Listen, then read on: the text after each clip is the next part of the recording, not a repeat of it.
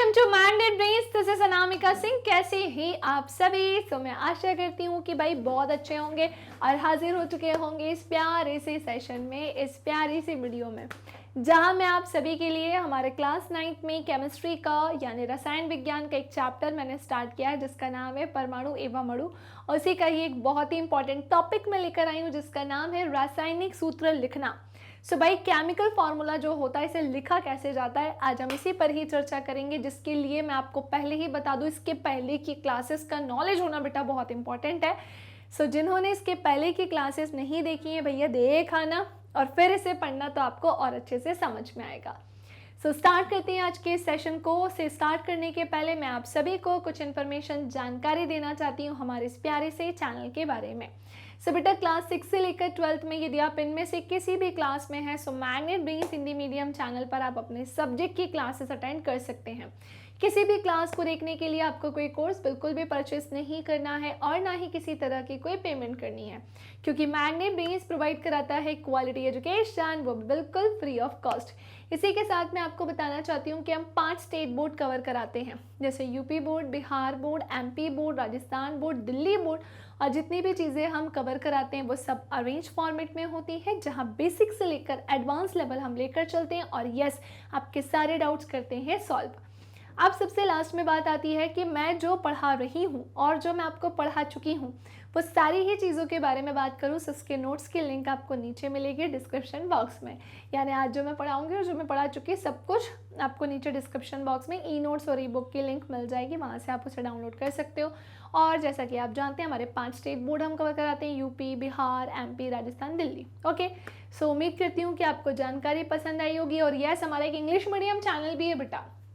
सो आप में से वे स्टूडेंट्स जो इंग्लिश मीडियम में पढ़ना चाहते हैं, इंग्लिश मीडियम से इंग्लिश में पढ़ना चाहते हैं, सो आप हमारे इंग्लिश मीडियम चैनल से स्टडी कर सकते हैं। ओके, सो चलिए स्टार्ट करते हैं आज की क्लास को। परमाणु एवं अणु रासायनिक सूत्र लिखना। सो बात कुछ ऐसी है, इसे लिखने के पहले मुझे आपको थोड़ा आयंस के बारे में बताना होगा, आयन क्या होते हैं इनके बारे में बताना होगा। सो इसके ठीक पहले वाले सेशन में भी मैंने इसे थोड़ा सा कनेक्ट करके कुछ कॉन्सेप्ट क्लियर किए थे, थोड़ा सा और जानते हैं। धातु एवं अधातु युक्त यौगिक आवेशित कणों से बने होते हैं। इस लाइन को समझो पहले तो। अब यहाँ पर बात चल रही है बेटा धातु, धातु को इंग्लिश में जिसे हम क्या बोलते हैं बेटा मेटल्स। कई बच्चों को इंग्लिश में नाम याद रहता है, किसी किसी को शुद्ध हिंदी में, सभी के लिए ही मैं यहाँ पर पढ़ा रही हूँ। सो बेटा बात चल रही है non metals, metals and non metals से बने हुए यौगिक, यानी कि किसकी बेटा कंपाउंड की, है ना, किसके कंपाउंड की जो आवेशित कणों से बने होते हैं, यानी कि जो चार्ज पार्टिकल से बने होते हैं। क्या कहा मैंने आपसे? मैंने कहा है धातु एवं अधातु युक्त यौगिक आवेशित कणों से बने होते हैं, यानी चार्ज पार्टिकल से बने होते हैं। इन आवेशित कणों को ही हम क्या बोलते हैं? ये जो चार्ज पार्टिकल्स होते हैं ना बेटा, इन्हीं को ही हम बोलते हैं आयंस। क्या बोलते हैं? ये चार्ज पार्टिकल ही आयंस कहलाते हैं। आपने कई बार नोटिस किया होगा, जैसे सोडियम है तो इस पर आयन लगा होता है, जैसे क्लोरीन है इस पर भी आयन लगा होता है कि नहीं? तो आपको क्लास 9th में पहले तो इसे याद करना होगा। हालांकि इसके कॉन्सेप्ट्स होते हैं, मैं आपको इसके पहले वाले सेशन में ही अच्छे से कॉन्सेप्ट बता चुकी हूँ कि कब धनायन आता है, कब ऋणायन आता है। थोड़ा सा आज भी मैं आपको याद दिला दूंगी। पर कोई ऐसा एलिमेंट जिस पर चार्ज ऐसा लगा हो प्लस का, तो समझ जाना कि यहाँ पर पॉजिटिव चार्ज की बात चल रही है, यानी इसका चार्ज कैसा है? पॉजिटिव। ये पॉजिटिवली चार्ज है यानी कि धनात्मक है, ठीक है। इस पर चार्ज कैसा है? नेगेटिव। ये नेगेटिवली चार्ज है यानी कि इसका आवेश कैसा है? ऋणात्मक। ये ऋणात्मक आवेश है और मन से नहीं लगता। ऐसा नहीं है कि कभी मैं आपसे बोलूंगी कि भैया ये नेगेटिव हो गया और ये पॉजिटिव, नहीं, ये फिक्स्ड है किसी रीजन से, है ना। यहाँ पर इलेक्ट्रॉन के कारण ये पहले से ही क्या है? फिक्स्ड है कि किस पर पॉजिटिव चार्ज होगा और किस पर नेगेटिव होगा। याद करिए, इसके पहले के सेशन में बताया है। अब इन आवेशित कणों को ही क्या बोल दिया है? आयंस नाम दे दिए हैं। आयन एक आवेशित परमाणु अथवा परमाणु का एक ऐसा समूह होता है जिस पर नेट आवेश यानी कि नेट चार्ज जो है विद्यमान होता है। मान लीजिए आपसे अति लघु उत्तरी प्रश्न में बेटा मान लेते हैं हम ऐसा कि हमसे अति लघुत्तरीय प्रश्न वेरी शॉर्ट आंसर में पूछ ले कि बताओ भाई आयंस क्या होते हैं, है ना। क्या पूछ सकते हैं बेटा, मान लो कि अगर हमसे पूछ ले, वेट पहले मैं बता दूं दिस इज राइट एंड मैं आपको बता दूं दिस इज रॉन्ग, ठीक है। सो अगर हमसे पूछ ले कि भैया ये आयंस क्या होते हैं, है ना, आयन क्या होते हैं, तो हमें बताना तो पड़ेगा ना भाई। सो ये जो आयन है ना बेटा, ये दो प्रकार के होते हैं। कौन कौन से होते हैं? सो भैया एक होते हैं क्या धनायन और एक होते हैं क्या बेटा, सो वो होते हैं ऋणायन, है ना। एक क्या होते हैं धनायन और एक क्या होते हैं ऋणायन। सो इन आवेशित कणों को ही हम आयन कहते हैं, जो अभी मैंने आपको बताए। और आयन एक आवेशित परमाणु अथवा परमाणु का एक ऐसा समूह होता है जिस पर नेट आवेश जो है विद्यमान होता है। आयन क्या होते हैं बेटा? सो सिंपली आप क्या बोलेंगे कि इस पर नेट आवेश जो है ना, नेट चार्ज जो है वो विद्यमान होता है, या हम ऐसा कह सकते हैं कि पाया जाता है। सो इन आवेशित कणों को ही आयन कहते हैं। डन। अब यह ऋण आवेश अथवा धन आवेश में होता है, जैसे मैंने आपको बोला ना धन आयन और ऋण आयन, यानी कि ये धन आवेश और ऋण आवेश में बटा हुआ होता है। जैसा कि अभी हमने यहाँ पर जाना है कि बेटा यह ऋण आवेश अथवा धन आवेश में बटा हुआ होता है। ऋण आवेशित आयन को हम ऋणायन तथा धन आवेशित आयन को हम धनायन बोलते हैं, जो ऑलरेडी मैंने आपको बताया। पॉइंट समझ में आया कि नहीं? मैं चाहती तो डायरेक्टली आपको चार्ज पढ़ाना स्टार्ट कर देती कि भैया इस पे ये चार्ज है, जाओ जाकर याद कर लो, लेकिन मैंने आपको पहले आयंस क्या होते हैं ये बताना ज़रूरी समझा, आयन की परिभाषा क्या होती है ये बताना ज़रूर समझा। किस में हम ये आयंस को देखते हैं? तो धातु और अधातु से बने यौगिक या कंपाउंड की बात करते हैं। ये आवेशित कणों से ही मिलकर बने होते हैं, चार्ज्ड पार्टिकल से। जैसे इस पर चार्ज है, जैसे इस पर चार्ज है, यही आपस में मिलकर एक कंपाउंड चार्ज्ड पार्टिकल बनाते हैं। यौगिक आवेशित कणों से बना होता है। वो यौगिक क्या हो गया? जैसे मान लो NaCl हो गया, समझे कि नहीं? हालांकि ये तो सिंपल है, साधारण नमक है ना, लेकिन इन पे क्या होते हैं भैया? सो इन पे होते हैं चार्जेस। लेकिन ये कैसे होते हैं? तो ये चार्जेस की अगर बात करें, सो मैंने आपको बताया इलेक्ट्रॉन के आदान प्रदान के कारण ये चार्जेस लगे हुए होते हैं। जैसे सुनो, अभी तो इसके आगे भी थोड़ी सी कहानी है वो बताऊंगी, पर पहले बताओ ये समझ में आ गया? अभी और एक्सप्लेन कर रही हूँ, ठीक है। वीडियो को लाइक कर देना, शेयर कर देना। नेक्स्ट आते हैं, यह आवेशित परमाणु या परमाणु के समूह ही क्या है भैया? आयन कहलाते हैं। ठीक है भाई, हमने जान लिया। अतः आयन वे परमाणु या परमाणुओं के समूह है जिन पे कम से कम एक स्वतंत्र आवेश तो होता ही है।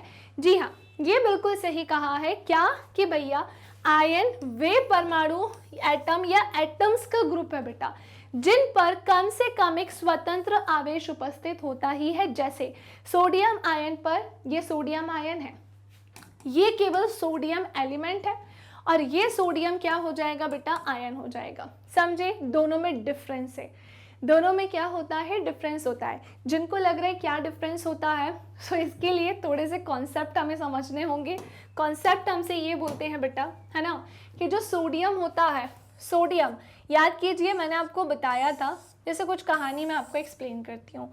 किसी भी एटम की अगर मैं बात करती हूँ बेटा, ठीक है, सुनना, एटम या परमाणु जो होती है ना बेटा, एटम या जो परमाणु होता है ना बेटा, वो किसी भी पदार्थ की सबसे छोटी इकाई होती है। ये क्या होती है? किसी भी सब्सटेंस या फिर बेटा किसी भी पदार्थ की स्मॉलेस्ट यूनिट होती है बेटा, यानी कि ये सबसे छोटी इकाई होती है। क्या ये बात समझ में आई? स्मॉलेस्ट यूनिट बोले तो सबसे छोटी इकाई ये होती है ना, क्योंकि मैं अभी आपको डिफरेंस बता रही हूँ। आयन में और एलिमेंट में डिफरेंस है ना, दोनों सेम नहीं होते। कोई आपसे बोले ना कि ये दोनों सेम ही हैं, हाँ देखो ये सोडियम की बात तो चल रही है, लेकिन ये सोडियम है और ये क्या होगा? सोडियम आयन है, धनायन है। समझ रहे हो? चार्ज लग गया उसके ऊपर। इसका मतलब पता है क्या हुआ? देखो एक्चुअली में क्या होता है कि एटम जो है किसी भी सब्सटेंस की स्मॉलेस्ट यूनिट होती है, जैसे कि ये हो गया, इसके मैं इतने टुकड़े करूंगी, इतने छोटे छोटे पार्ट्स करूंगी कि लास्ट में क्या बचेगा? एक एटम, क्योंकि ये स्मॉलेस्ट है, इससे छोटा कुछ भी नहीं है, ये अनडिवाइडेड होता है, अविभाजित होता है। ठीक है, अब बात आती है कि मैम आपने ये क्यों बताया क्योंकि ये इतना छोटा होता है कि इसके अंदर इसमें क्या पाई जाती है, 3 इंपॉर्टेंट चीजें, है ना। अब सुनो, मैं ये ना थोड़ा सा बड़ा बना रही हूँ, वैसे तो ये इतना छोटा होता है जिसे हम नहीं देख सकते अपनी नग्न आंखों से, पर बेटा मुझे तो आपको पढ़ाना है ना, तो मुझे तो ये थोड़ा सा आपको समझाने के लिए बनाना पड़ेगा। सो ये हमारा क्या है, एटम है, जो किससे मिलकर बना होता है, इलेक्ट्रॉन से, प्रोटॉन से और न्यूट्रॉन से, समझे। हालांकि अभी हम यहाँ पर पहुंचे नहीं है क्योंकि इस चैप्टर में ये चीज नहीं है, पर वो चीज मतलब एक्सप्लेनेशन थोड़ा सा आ गया तो मैं ये आपको यहीं पर थोड़ा सा बता रही हूँ, ठीक है। सो बेटा बात कुछ ऐसी है कि एक एटम का जो स्ट्रक्चर है वो कुछ ऐसा होता है, ठीक है। एक एटम का जो स्ट्रक्चर है वो ऐसा, न्यूक्लियस, नाभिक, इलेक्ट्रॉन, प्रोटॉन, न्यूट्रॉन। तो सुनो, ये कुछ ऐसा होता है। अंदर के साइड पता है क्या होते हैं, तो अंदर के साइड इसमें होते हैं प्रोटॉन और न्यूट्रॉन। नाभिक में क्या पाया जाता है, प्रोटॉन एंड न्यूट्रॉन पाया जाता है। इलेक्ट्रॉन बेटा अपने बाह्य कक्षा में क्या लगाते हैं, चक्कर। इसका चार्ज हमेशा इलेक्ट्रॉन पर ऋणायन चार्ज होता है, ये धनायन है। और हाँ, ये मैंने क्यों इस पे ऋणायन लगाया, इस पे कोई चार्ज नहीं होता, ये न्यूट्रल है, उदासीन होता है, समझे। ये कैसा होता है, न्यूट्रल यानी कि उदासीन। ओके, तो हमने क्या देखा, इलेक्ट्रॉन की कहानी यहाँ पर जानी। इलेक्ट्रॉन यहाँ पर चक्कर लगाते रहते हैं। अब आपको ये लग रहा है कि मैम कितने चक्कर लगाते हैं, तो वो तो जब हम उस स्टेज पे जाएंगे तब मैं आपको बताऊंगी, उस पॉइंट को अभी हम नहीं पढ़ रहे हैं। मैं केवल एक छोटी सी चीज समझाने के लिए इस पूरी कहानी को बता रही हूँ। अब बात ये होती है कि एक छोटा सा एक एटम जिसमें इलेक्ट्रॉन, प्रोटॉन, न्यूट्रॉन पाए जाते हैं, इलेक्ट्रॉन अपने बाह्य कक्षा में चक्कर लगा रहा होता है। अब मैं सोडियम का एग्जाम्पल लेती हूँ। ये सोडियम एक एलिमेंट है। फर्स्ट ऑफ ऑल मैम ये क्या है, सो बेटा ये है एक एलिमेंट। क्या है ये, सो यस ये है एक एलिमेंट जिसे हम क्या बोलते हैं भाई, सो बेटा ये हो जाएगा तत्व। और जो एलिमेंट की अगर हम बात करते हैं इसकी, इस एलिमेंट की, तो इसमें टोटल इलेक्ट्रॉन कितने होते हैं बेटा, सो वो होते हैं 11, समझे। टोटल कितने होते हैं, 11 होते हैं। अब इन 11 इलेक्ट्रॉन को इनमें क्या करना होगा बेटा, अरेंज। कैसे करेंगे बेटा, इसमें पहले वाले में ना 2 ही इलेक्ट्रॉन बैठते हैं, पहली बात, 2 से ज्यादा नहीं बैठ सकते, है ना। इन्हें अपना अष्टक कंप्लीट करना होता है। फिर बाहर वाले में इसमें कितने बैठेंगे, सो भैया 1 2 3 4 5 6 7 8। ये मैंने मन से नहीं किया, एक्चुअली में 8 ही इलेक्ट्रॉन इसमें बैठ सकते हैं। क्या कहा मैंने आप सभी से कि एक्चुअली में इसमें 8 ही इलेक्ट्रॉन बेटा बैठ सकते हैं। अब क्या बचा फिर, अब ये यहाँ पर एक ही इलेक्ट्रॉन बचा है, ठीक है, जो मैंने अंत में यहाँ पर बना दिया। बट इसे अपना अष्टक, अच्छा ये जो मैंने बताया ना, ये एक्चुअली में आपका सोडियम का क्या हो जाएगा, सोडियम एक एलिमेंट है और उसका एटम्स मैंने सोडियम के अंदर इलेक्ट्रॉन वैसे अरेंज करके मैंने आपको बता दिया। क्योंकि सोडियम का इलेक्ट्रॉन की संख्या कितनी होती है भैया, तो वो होती है 11, है ना। सोडियम की अगर बात करें तो इसमें इलेक्ट्रॉन की संख्या 11 एंड प्रोटॉन भी कितने होते हैं, 11 ही होते हैं। तो हमें इन 11 को अरेंज करना है, तो अभी इस पर कोई चार्ज नहीं है, हमने 11 अरेंज कर दिया। बट इसे अपना अष्टक क्या करना होगा बेटा, कंप्लीट करना होगा। कैसे कंप्लीट करेगा, ये तो अकेला घूम रहा है, इसे अपने साथी चाहिए। इसे क्या चाहिए, अपने साथी। अब ये अपने साथियों को कैसे बुलाएगा, तो इसे अपने साथी, पहली बात तो चाहिए कितने, अष्टक कंप्लीट करना है इसे अपना बेटा, इसे 7 और इलेक्ट्रॉन चाहिए, है ना, 7 और इलेक्ट्रॉन चाहिए, है ना। तो टोटल यहाँ पे कितना होना चाहिए, सो बेटा टोटल यहाँ पर जो इलेक्ट्रॉन है वो 8 होने चाहिए। इसके पास एक ही है। अब मुझे बताओ, इसे तो बहुत ज़्यादा उधार मांगना है किसी से, जिसे वैसे तो कभी किसी से पैसे नहीं लेने चाहिए, है ना, लेकिन कई बार ऐसा होता है कि कोई चीज़ जो हमारे पास नहीं है वो बहुत ही कम है, तो वो बहुत कम चीज़ किसी से मांगने में हमें शर्म आती है, होता है कि नहीं। जैसे मान लो आपके फ्रेंड्स के पास क्या है, बहुत सारी चॉकलेट्स है और आपको खानी है वो बहुत सारी चॉकलेट्स, लेकिन आप उससे एक ही मांग पाओगे, बहुत हुआ तो 2। ऐसा बोलोगे क्या भाई अपनी पूरी चॉकलेट्स मुझे दे दे, नहीं ना, थोड़ी सी शर्म आएगी। तो इसे भी क्या आएगी, थोड़ी सी शर्म।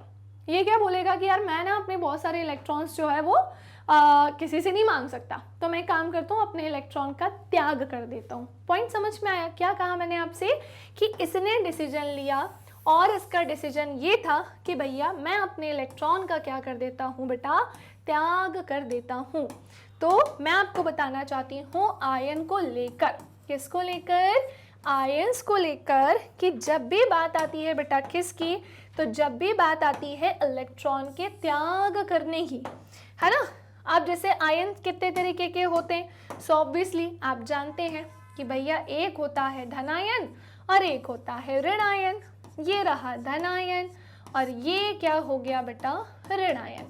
ठीक है, अब जहां पर इलेक्ट्रॉन का क्या किया जाए बेटा, त्याग, जैसे ये क्या करेगा, 8 किसी से नहीं लेगा, अपने एक को भी, और 7 किसी से नहीं लेगा, एक का भी त्याग कर देगा। फिर जो हमारा ये सोडियम है, इस पर आयन क्या आ जाएगा बेटा, तो अब यहाँ पर आ जाएगा धनायन। इसमें इलेक्ट्रॉन कितने मिल गए हमको, यहाँ पर 10 मिल गए। क्यों मिल गए, कहानी आपके सामने है। अब बात आती है कि क्या किया मैम आपने, मैंने इलेक्ट्रॉन का त्याग कर दिया, करवाया, मैंने खुद से नहीं किया, मेरा मन थोड़ी कर रहा था, ये है ही केमिस्ट्री है ये। तो आयन, धनायन कैसे, धनायन कब होगा, जब इलेक्ट्रॉन का क्या किया जाएगा, त्याग। और बेटा ऋण आयन कब होगा, जब इलेक्ट्रॉन का क्या किया जाएगा, इलेक्ट्रॉन को ग्रहण किया जाएगा। इलेक्ट्रॉन को क्या किया जाएगा भैया, ग्रहण किया जाएगा। समझे कि नहीं समझे, तो ये थी कहानी जो मैम ने आपको एक्सप्लेन की है, जो मैम ने आपको बताई है। तो उम्मीद करती हूँ कि ये सब आपको अच्छे से क्लियर हो गया होगा। एटम, परमाणु, स्मॉलेस्ट यूनिट, सबसे छोटी इकाई, electron, proton, neutron and blah blah चीजें। ठीक है, तो ऋणायन कब आएगा, जैसे क्लोरीन पर ऋणायन आता है, लास्ट क्लास में बताया था, उसके इलेक्ट्रॉन्स कैसे थे, उसको एक ही इलेक्ट्रॉन चाहिए था, उसने ग्रहण कर लिया, उसने किसी को त्यागा नहीं, तो उस पर चार्ज कैसा आया, तो ये ऋणायन आया, है ना। तो ये थी कहानी, उम्मीद करती हूँ कि समझ में आ गया होगा। तो बात कुछ ऐसा है कि आवेशित परमाणु या परमाणुओं के समूह ही आयन कहलाते हैं। बिल्कुल सही बोला है कि जो चार्ज एटम होते हैं या एटम्स के जो ग्रुप होते हैं उन्हीं को ही हम आयन कहते हैं। आयन के परमाणु या परमाणु के समूह है, अतः आयन वे परमाणु या परमाणु के समूह हैं जिन पर कम से कम बेटा एक स्वतंत्र आवेश तो उपस्थित होता ही है। बिल्कुल सही बोला है। अब जैसे सोडियम पर यहाँ आयन उपस्थित है, सोडियम आयन पर, पूरा बोलना चाहिए सोडियम आयन पर, ऐसे पोटेशियम नहीं, पोटेशियम आयन की अगर मैं मैग्नीशियम आयन की बात करूंगी, सो इस पर भी चार्ज जो है, आयन जो है उपस्थित है। कार्बोनेट आयन, इस पर भी आयन जो है वो उपस्थित है। सो ओवरऑल देखा जाए ना बेटा, क्लास 9th में आपको ये लिस्ट जो पूरी मैं बात बताने जा रही हूँ वो आपको बिल्कुल रटी होनी चाहिए, बहुत अच्छे से लर्न होनी चाहिए, याद होनी चाहिए। आयन मुख्यतः जलीय विलयन से ही निर्मित होते हैं। जो जलीय विलयन होता है, एक ऐसा विलयन जो जलीय माध्यम में होता है, सो आयन मुख्यतः बेटा जलीय विलयन में निर्मित होते हैं तथा स्वतंत्र अवस्था में नहीं रह सकते। एक चीज का ध्यान रखिएगा कि आयन कभी भी स्वतंत्र नहीं रह सकते हैं, स्वतंत्र नहीं रह सकते। और ये दो प्रकार के होते हैं जो कि मैंने आपको ऑलरेडी पढ़ा दिया है। एक होता है धन आयन और एक आता है ऋण आयन। ठीक है, सो एक एक करके हम सबके बारे में थोड़ा थोड़ा सा जानते हैं, बाकी तो मैंने आपको मेनली पढ़ा दी सारी कहानी। धनायन का निर्माण जो है वो किसी परमाणु या परमाणुओं के समूह के द्वारा एक या एक से अधिक इलेक्ट्रॉन के निकल जाने के कारण होता है। सिंपली हमने क्या जाना, जहां पर बेटा क्या हो, इलेक्ट्रॉन का त्याग करना पड़े, चाहे वो एक हो या एक से अधिक इलेक्ट्रॉन के निकल जाने के कारण ही कौन सा आयन बनता है, सो वो बनता है बेटा धनायन। समझे कि नहीं? हाँ, अब क्या बोल रहे हैं, जैसे उदाहरण के लिए इसका आकार सदैव अपने मूल परमाणु की अपेक्षा छोटा होता है और सामान्यतः धातुएं जो हैं, अच्छा ये लाइन ध्यान रखना कि जो जनरली मेटल्स होते हैं ना वो कैसे होते हैं, सो वो धनायन होते हैं, पॉजिटिवली चार्ज होते हैं, है ना। तो सामान्यतः धातुएं जो होती हैं वो धनायन बनाती हैं, जनरली ऐसा ही होता है। जैसे हमने देखा सोडियम है, पोटेशियम है, कैल्शियम है, एल्यूमिनियम है ना। तो ये कैसे, सब धनायन है। इन पे आयन कौन सा है, तो इन सब पर धनायन है। ये बहुत इंपॉर्टेंट लाइन हमने यहाँ पर देखी, क्यों है तो हमें कहानी पता है। ठीक है, चलिए अब ऋणायन का निर्माण किसी परमाणु या परमाणुओं के समूह द्वारा एक या अधिक इलेक्ट्रॉन को ग्रहण करने के कारण होता है। धनायन में हमने इलेक्ट्रॉन का त्याग कर दिया था, उसको सेक्रीफाइस कर दिया था। ऋणायन में हम क्या करेंगे, सो हम इलेक्ट्रॉन को बेटा क्या करने वाले हैं, एक या एक से अधिक इलेक्ट्रॉन को हम यहाँ पर ग्रहण करने वाले हैं। सामान्यतः अधातुएं जो होती है ना बेटा, जो नॉन मेटल्स होते हैं वो ऋण आयन बनाती हैं। अच्छा एक चीज और, अब धातु और अधातु बार बार आ रहा है, तो क्लास 10th में एक चैप्टर ही है, चैप्टर नंबर 3, जहां पर बेटा हमें एक्चुअली में मेटल्स एंड नॉन मेटल्स ही पढ़ना है ना, जहां पर एक्चुअली में हमें मेटल्स एंड नॉन मेटल्स ही बेटा क्या करना होगा, पढ़ना होगा, क्योंकि एक्चुअली में इनमें क्या होता है, डिफरेंस होता है ना। और हाँ, मैंने आपको इसके ठीक पहले वाले चैप्टर में भी दोनों में डिफरेंस करके इनकी प्रॉपर्टीज भी एक्सप्लेन की हैं, जो हमारी क्लास 10th में बहुत हेल्प करेगी। सो वो अच्छे से पढ़ के रखना, और बार बार ये मेटल नॉन मेटल आए तो इसे घूर के मत देखना कि मैम ये क्या है, ऑलरेडी पढ़ाया हुआ है आपको, ठीक है। तो आगे बढ़े, ये यहाँ पर हम क्या देख रहे हैं, सो ये हमारे पास कुछ एलिमेंट है ना, कुछ तत्व है जिस पर हम क्या देख रहे हैं कि कौन सा आयन लगा है, तो ऋण आयन हमें बना हुआ दिखाई दे रहा है ना। तो बस यही कहानी थी जो मुझे आपको बतानी थी। एंड अब इसके अलावा मैं एक और एक्स्ट्रा में चीज़ आपको बता रही हूँ, जो कि है बहुपरमाणुक आयन। दो चीज़ें तो मेन थी आयन को लेकर, लेकिन एक ये बहुपरमाणुक आयन भी होते हैं। तो ये क्या होते हैं, सुनो। परमाणुओं के समूह जिन पर नेट आवेश विद्यमान हो, किस चार्ज की बात चल रही है बेटा, नेट आवेश बोले तो नेट चार्ज की बात चल रही है, ठीक है। उन्हीं को हम बहुपरमाणुक आयन कहते हैं। इन पर जो चार्ज होता है वो कैसा होता है, निश्चित। आवेश कैसा होता है, निश्चित होता है। तो हमने क्या देखा भाई, नाइट्रेट आयन हो गया है ना, कार्बोनेट आयन हो गया, सल्फेट आयन हो गया। सो इन सब की अगर मैं बात करूं तो ये बहुपरमाणुक आयन के अंतर्गत आते हैं, ठीक है ना। ये सब किस में आते हैं, बहुपरमाणुक आयन के अंतर्गत आते हैं। ये है आपके सामने एक कहानी। अब इसे हम पढ़ना स्टार्ट करते हैं। इसे आप 2, 3, 4, 5 जैसे भी करके बेटा रट सकते हो, लर्न कर सकते हो, इसे आपको करना पड़ेगा। तो सारणी 3.6 कुछ सामान्य, सरल एवं बहुपरमाणुक आयन ये रहे आप सभी के सामने, है ना। देखो कुछ सामान्य भी हैं, कुछ सरल भी हैं, एवं कुछ बहुत सारे परमाणु वाले आयन भी है, सब मिक्सअप है इसमें। हम लिस्ट बना के याद करते हैं। जैसे फर्स्ट हमारे सामने यहाँ पर, सेकेंड एंड थर्ड, इसे हम 1 बाय 1 करके पढ़ेंगे। तो सबसे पहले हमने क्या देखा, सोडियम है, पोटेशियम है, सिल्वर है, कॉपर है ना, हाइड्रोजन है, हाइड्राइड। अच्छा ये तो ये आयन का नाम है, इसकी अधात्विक तत्व है, और बहुपरमाणुक आयन यहाँ पर दिए हुए हैं, ठीक है। तो हमने देखा सबसे पहले सोडियम आयन की अगर बात कर ले बेटा, पहली बात तो तुम्हें इसका संकेत चिन्ह पता है, तब तो तुम आयन बता पाओगे, है ना। बिल्कुल वैसे ज़मीन से चलना है हमको। तो याद करो इसके ठीक पहले वाले वीडियोस जो हुई हैं, इनके ठीक पहले वाले सेशंस, इसीलिए बार बार कह रही हूँ बेटा वो देख लेना, बेटा वो देख लेना। क्यों, क्योंकि हमें संकेत चिन्ह भी तो पता हो। अगर मैं तुमसे बोलूँ क्या कि सोडियम, तो तुम्हें पता हो कि अरे मैम ना इसके बारे में बात कर रही हैं, या ये लिखूँ मैं तो आप समझ जाओ कि अरे मैम सोडियम के बारे में बात कर रही हैं।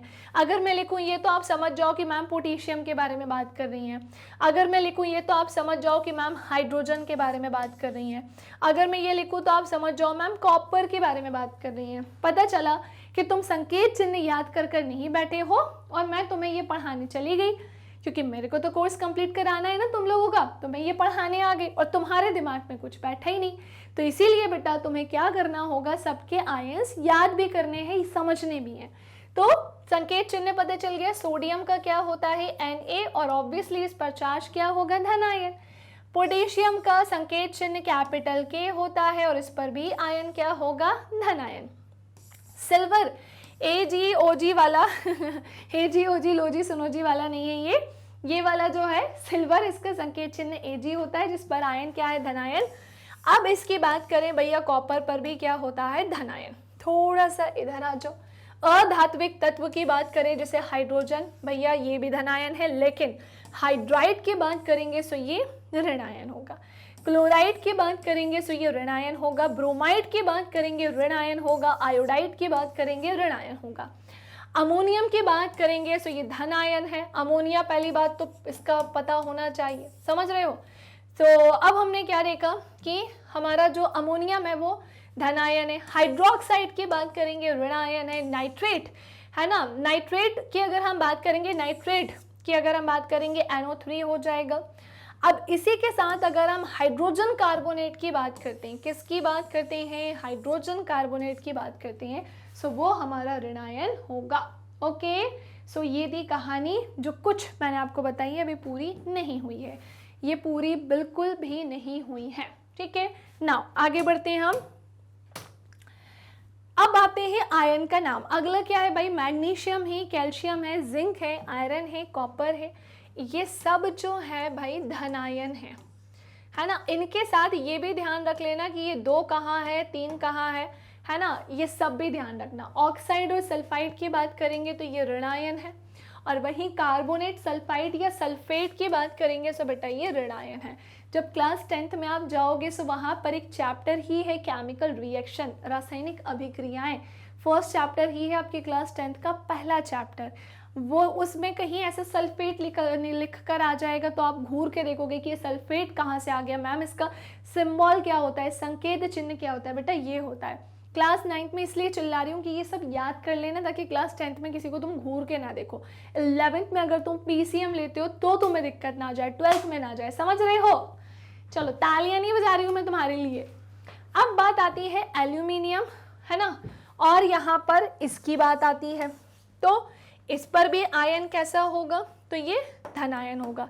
लेकिन ध्यान रखना कि ये यहाँ पर 2 है, यहाँ पर 3 है, तो ये भी धनायन, ये भी धनायन। ठीक है, नाइट्राइट की बात करेंगे ऋणायन, फॉस्फेट की बात करेंगे तो ये भी क्या होगा, ऋणायन होगा। कुछ तत्व एक से अधिक संयोजकता दर्शाते हैं, संयोजकता को कोष्ठकों में रोमन संख्याक द्वारा प्रदर्शित करते हैं। ये चीज आप ध्यान रखना, आपके बुक में ऐसा दिया है, एनसीईआरटी में स्पष्ट रूप से दिया है। सारणी 3.6, पहले तो ये बताओ कमेंट सेक्शन में कि जितना भी मैंने अभी एक्सप्लेन किया है वो सब यहाँ बैठा, हाँ या ना। कोई भी ऐसा सेक्शन जो आपसे ना बना हो, वीडियो पॉज करो, शांति से बैठो अपने आप, मतलब अकेले बैठो शांति से, और वापस से पीछे जाओ, एक बार रिवाइज करो, वीडियो को 2x की स्पीड में फिर देखो, 1 बार, 2 बार, 3 बार, 4 बार, किसी को कुछ नहीं पता चलेगा। हमारा काम है हम 100 बार भी देखेंगे, लेकिन इसे इतनी बार देखो कि तुम्हारे माइंड में मेरी कही गई सारी लाइंस आए, रिपीट पे चले वो कि अरे मैम ने ऐसा बोला था, अरे मैम ने ना ऐसा समझाया था, समझ रहे हो। सारणी 3.6, अभी जो सारणी बताई थी, जो टेबल बताया था उसके बारे में बात चल रही है। इसमें कुछ सरल एवं बहुपरमाणुक आयनों की संयोजकताएं दी गई हैं, बिल्कुल दी है।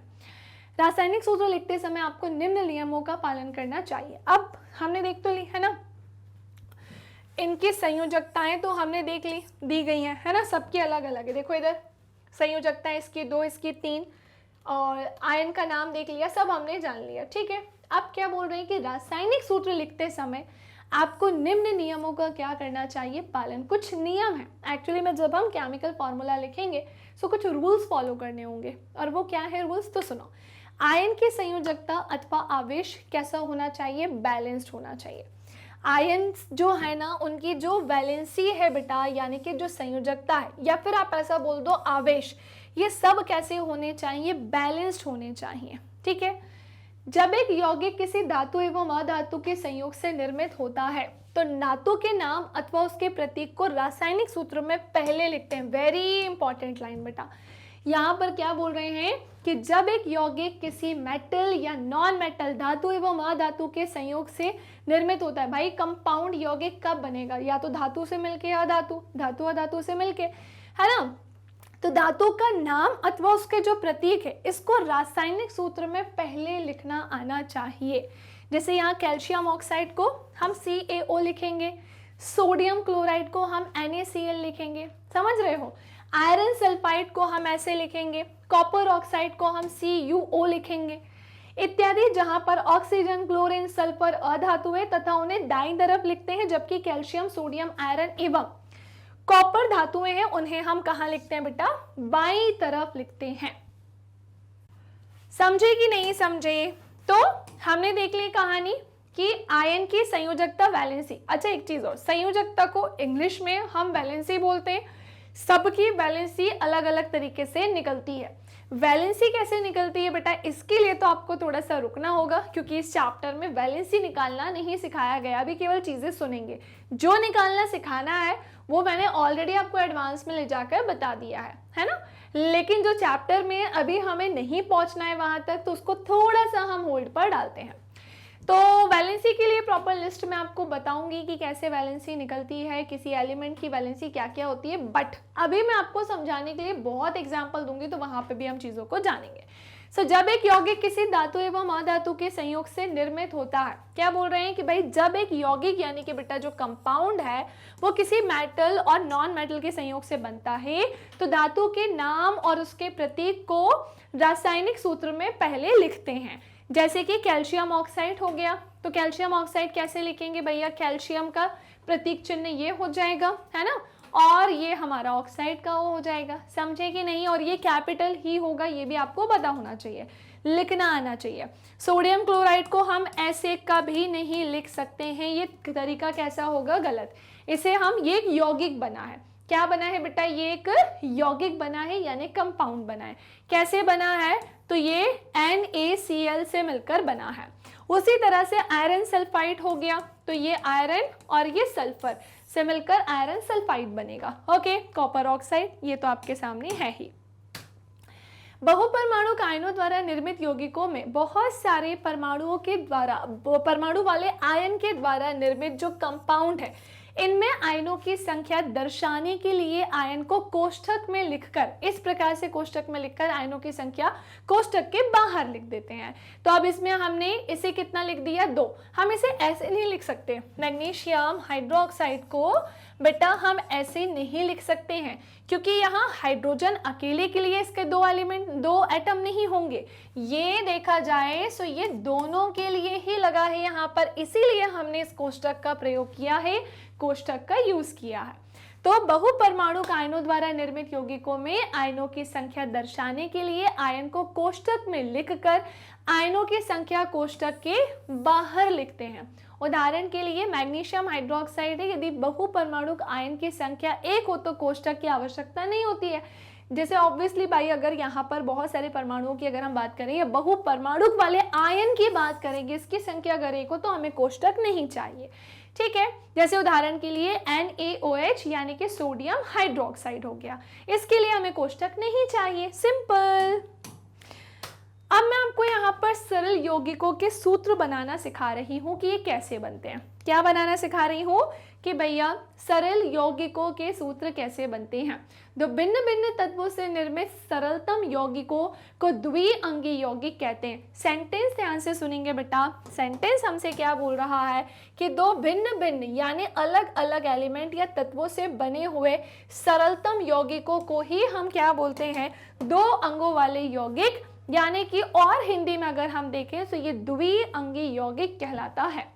सारणी 3.6 में कुछ आयनों की संयोजकताएं दी गई हैं, बिल्कुल दी गई हैं। थोड़ा सा पीछे चलो, यहाँ पर कुछ आयन की क्या देकर रखी है बेटा, वैलेंसी देकर रखी है। इनकी क्या देकर रखी है, संयोजकता देकर रखी है ना।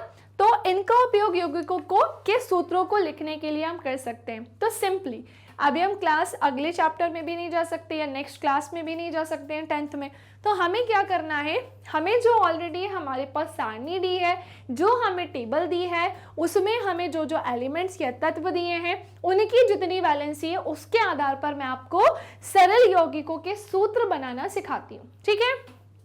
तो सारणी 3.6 में बेटा हमें क्या करना है, कुछ आयनों की वैलेंसी संयोजकताएं दी गई हैं, आप इनका उपयोग जो है यौगिकों के सूत्रों को लिखने के लिए कर सकते हैं, ठीक है। नाउ आणविक यौगिकों के रासायनिक सूत्र लिखते समय हम पहले संगठक तत्वों के प्रतीक लिखकर उनकी संयोजकताएं लिखते हैं, जैसा कि निम्न उदाहरणों में दर्शाया है।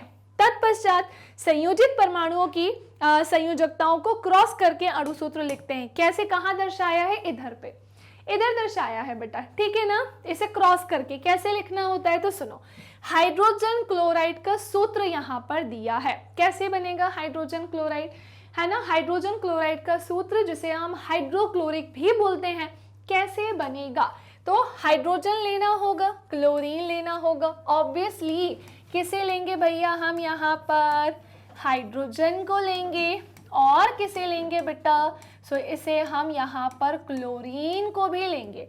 सो हाइड्रोजन है, क्लोरीन ये हो गया, प्रतीक चिन्ह समझ में आए। अब हम क्या करेंगे भाई, हाइड्रोजन की वैलेंसी संयोजकता कितनी होती है बेटा 1 होती है, क्लोरीन की भी कितनी होती है 1। हम इसका क्या करेंगे, क्रॉस कनेक्शन बैठाएंगे, तो ये हमारा HCl हो जाएगा। क्या हो जाएगा, सो ये हमारा HCl होगा।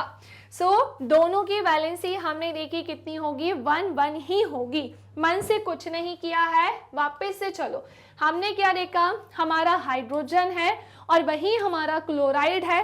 वैलेंसी की बात आती है, मैं ऑलरेडी यहाँ पर देकर रखा है, नहीं भी पता है तो हम इस चार्ट से याद कर लेंगे, क्लोराइड ऑलरेडी बता कर रखा है।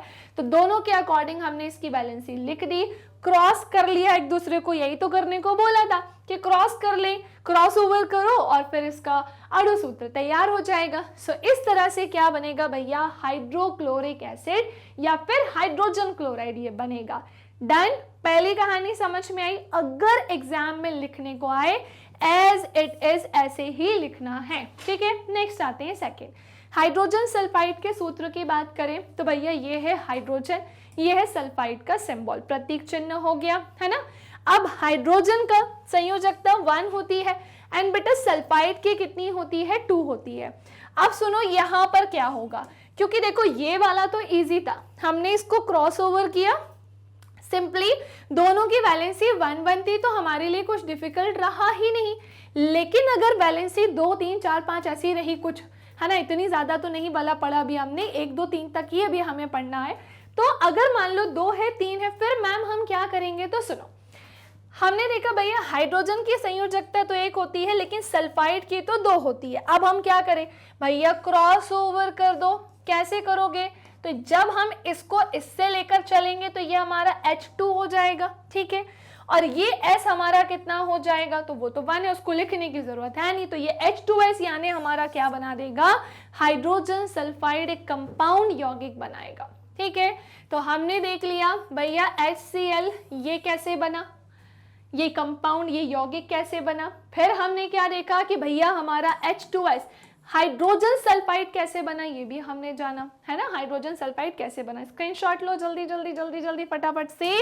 अब आते हैं आगे भैया, कार्बन टेट्राक्लोराइड का अगर हम सूत्र देखें तो क्या होगा, देखो भैया हमने कार्बन लिया और ये क्लोराइड ले लिया। अब हमने क्या देखा, इसकी वैलेंसी यहाँ पर बेटा 4 दी कर रखी है, मतलब इसकी वैलेंसी 4 होती है कार्बन की, ध्यान रखना, और क्लोरीन की कितनी होती है 1। अब ये हमें क्या बनाना है, कार्बन टेट्राक्लोराइड, जिसका सूत्र क्या होगा। पहली बात तो हम क्या करेंगे, इसको क्रॉस ओवर करेंगे, तो सबसे पहले तो इसी को ही लेकर चलते हैं, फिर इसका क्रॉस ओवर करा तो ये हमारा क्या आ गया, CCl4 हो गया, जिसे हम क्या बोलेंगे एक्चुअली में, तो ये हमारा कार्बन टेट्राक्लोराइड है जो कि कार्बन और क्लोरीन से मिलकर बना है।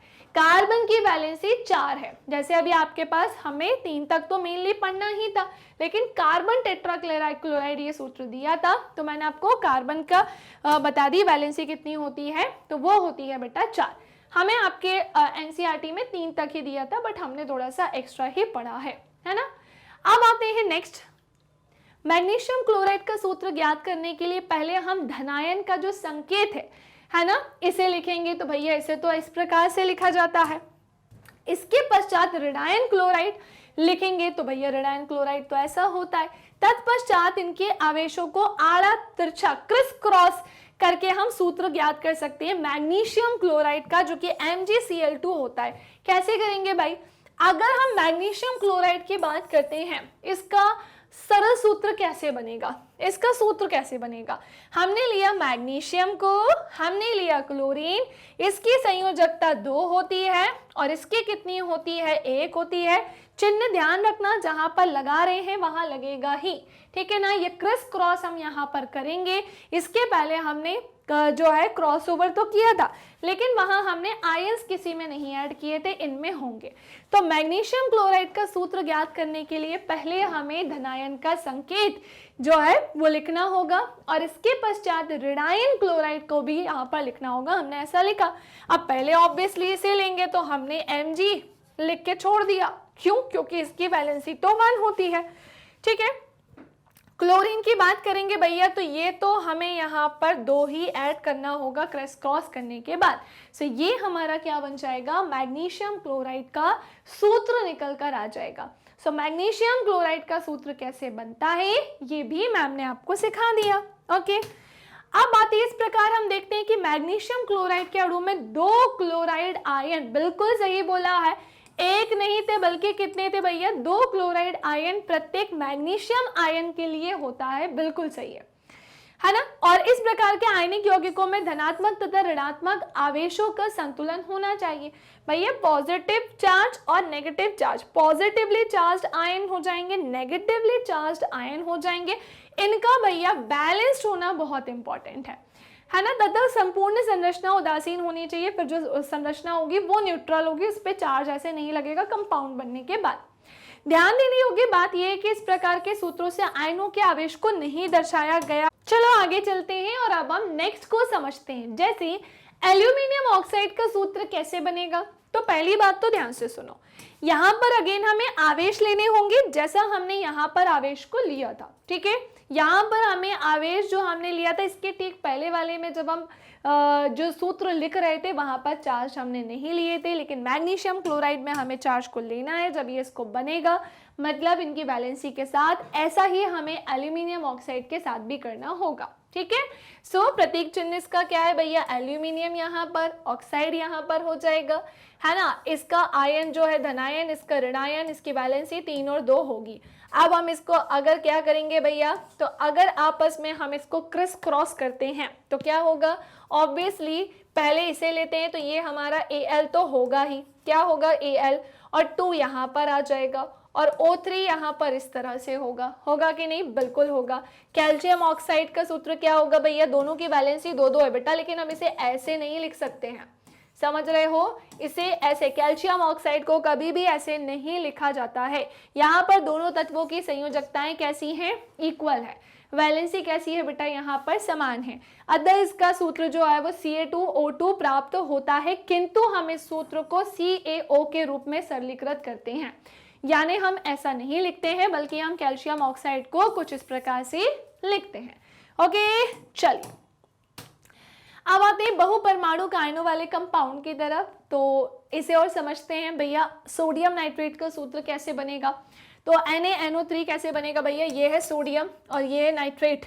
अगर हम बात करें इसकी दोनों की वैलेंसी 1-1 है, और हमने क्या देखा, जब इनका क्या होता है, क्रिस क्रॉस होता है, तो ये क्या हो जाएगा, ये Na का तो Na ही रहेगा और ये क्या हो जाएगा, NO3 हो जाएगा, ठीक है।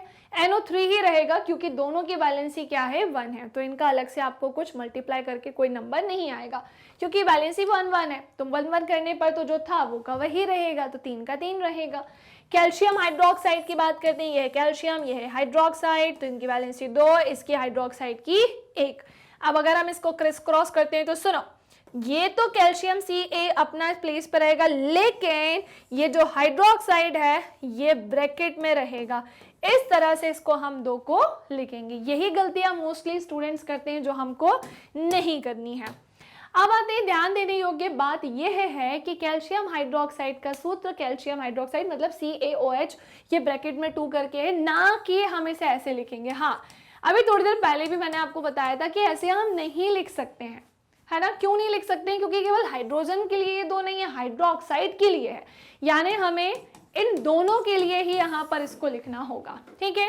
जब सूत्र में एक ही आयन के 2 या 2 से ज्यादा या 2 या 2 से अधिक आयन होते हैं तो हम उनके लिए कोष्ठक का उपयोग करते हैं। यहाँ पर OH को कोष्ठक में रखकर पादांक 2 लगाते हैं, जो ये निर्दिष्ट करता है कि कैल्शियम परमाणु के साथ 2 हाइड्रोक्सिल समूह जुड़े हैं।